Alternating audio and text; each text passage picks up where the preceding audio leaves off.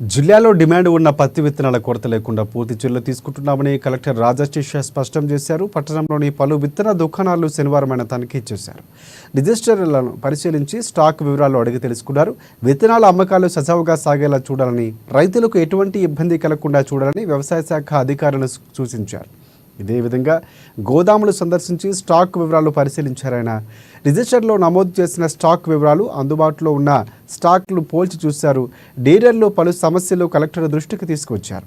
రైతులు కోరుకుంటున్న రాశి 659 పత్తి విత్తనాలు గత సంవత్సరం కంటే ఎక్కువ ప్యాకెట్లు అందుబాటులో ఉండేలా చర్యలు తీసుకుంటున్నామని కలెక్టర్ రాధాశేష చెప్పారు.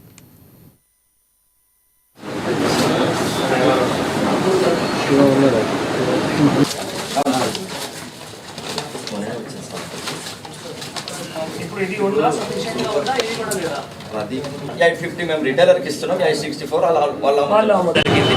దాంట్లో సుమారుగా రైతులు 4 లక్షల పైన ప్యాకెట్స్, అన్ని రకాల ప్యాకెట్స్ ఆల్రెడీ కొన్నారు. ఇంకొక 6,40,000 ప్యాకెట్స్ కూడా కొంటున్నారు. ముఖ్యంగా రైతులకి ఒక వెరైటీ, ఒక కంపెనీ పైన కొంచెం ఎక్కువ డిమాండ్ ఉంటుంది, రాసి సీడ్కి సంబంధించిన. సో వాటికి కూడా పోయిన సంవత్సరం యాక్చువల్గా 1,20,000 ప్యాకెట్స్ వస్తాయి. ఈసారి ఓకే, దయచేసి మీరు క్యూ ఎక్కడైనా పెట్టకండి. ఇంకా 6-7 డేస్ మీకు ఖచ్చితంగా అందుబాటులో వస్తాయి. కాబట్టి ఎక్కడైనా ఏమైనా మీకు కంగారు పడాల్సిన అవసరం లేదు, క్యూ పెట్టాల్సిన అవసరం లేదు. దయచేసి జెన్యున్ ఫార్మర్స్